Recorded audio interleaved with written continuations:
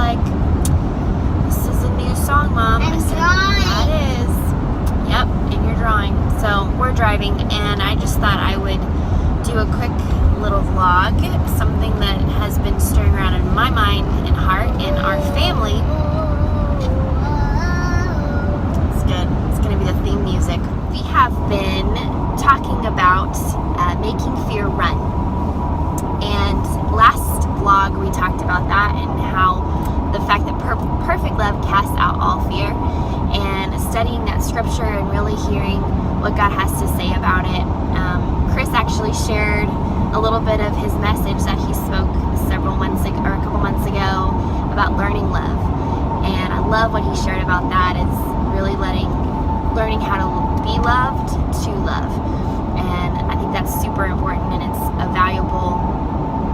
It seems simple, but it's super valuable and a lot of times overlooked, because it's really hard to let yourself be loved. So check that out if you get a chance. It's a really sweet one. I love having Chris on there to share wisdom and all of that. But today is going to be kind of short and sweet because we're in the car, and yeah, it's going to be short and sweet. But I wanted to share with you kind of a little testimony on where the Haggard family is at in this new adventure that we're taking. This is something we've been praying about for about 2 years now.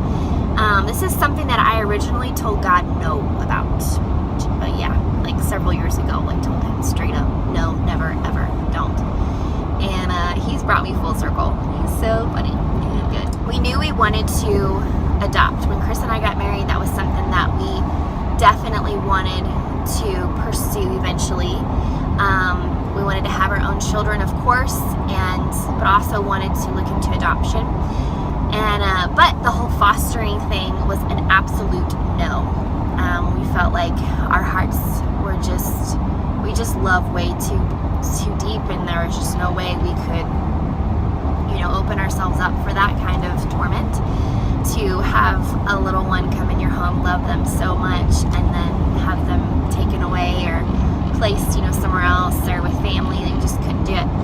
But the last 2 years, God has been softening our hearts, and actually over the last 2 months, we have been working to get certified as a foster family in the state of New Mexico, and we are pretty much done. We've done all of our home checks, we've done all of our doctor's visits, our dogs are caught up on all our vaccinations, we've done all our classes, all of our quizzes, and fingerprinting. Oh my gosh, the list goes on and on. It's pretty intensive, but it's good. I really love how they really want to prepare you and equip you for what you're about to do. But anyway, we are on our way, and we should be completely done probably mid-October. And so we're really excited. We're nervous because we know this is not for the faint of heart, but it is something that we really believe God has been speaking to us about. So to share on that for just a moment, it really kind of jump-started when our Pastor Ty, spoke on the spirit of adoption for Easter, actually. It was incredible. The message was so good. And he just really talked about, what the Father did for us, how we were adopted into his family, we're grafted into the bloodline of Jesus, and what he did for us. And he spoke about fostering, he spoke about adoption, and the need that we have in this community. And oh my goodness, our hearts just broke, and God just really started speaking to us about it, and he really started showing us his heart. And it's so cool the way he did it, because it was almost like he picked my heart up, and then he picked his heart up, and he said, let's look at some of the differences. And I looked in my heart, and it's like I just saw, I love big. I'm a big lover. I've been a lover since I was little. I love people. I love God. But I love with a limited love. I sometimes love with a selfish love, because that's what I've known. And he's teaching me that what I've known hasn't what he's been teaching me. His love isn't selfish. His love isn't limited. His love isn't afraid.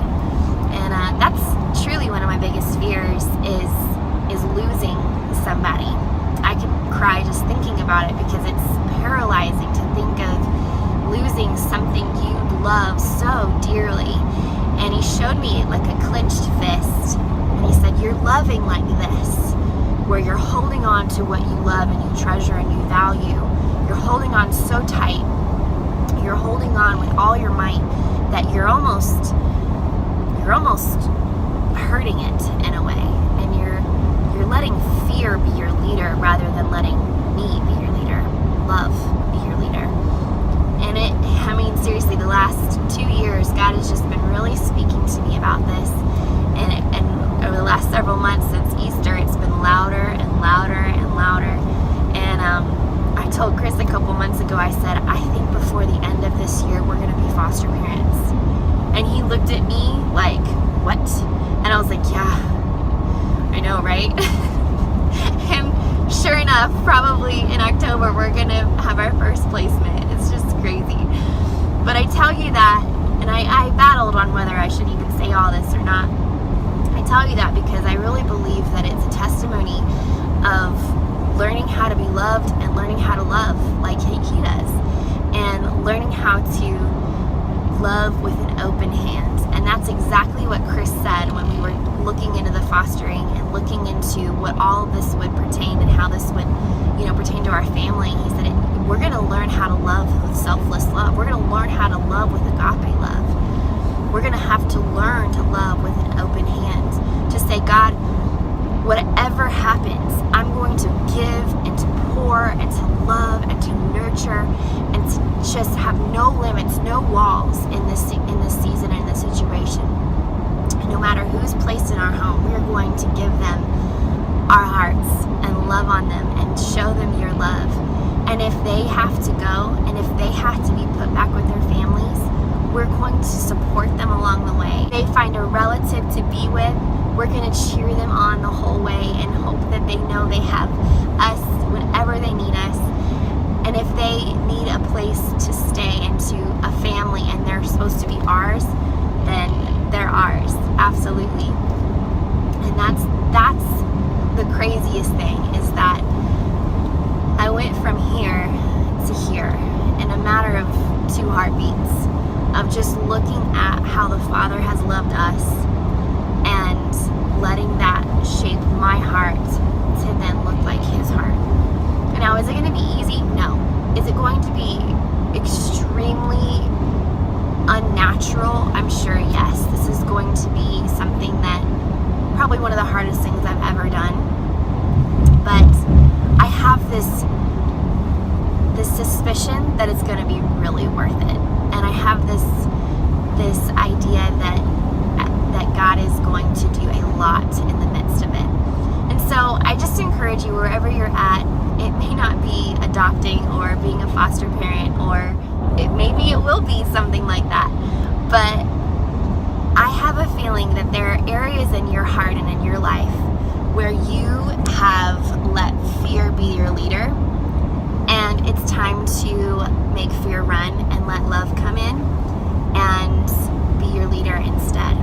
And so I just encourage you to let love into those little areas where fear has been steering and trying to take over, and welcome that perfect love, him, God's love, and let him speak and let him move and let him do what only he can do. I would so appreciate your prayers and your advice if you have any. If you've been down this road before, we are so open to that. But I really believe that God has a lot for us in store, and that he's speaking and moving and pulling us outside of our comfort zone. So keep going outside of your comfort zone. Keep pushing yourself. Keep stepping and using your faith muscle and saying yes to the things he's put in front of you. He's going to lead you into uncomfortable places.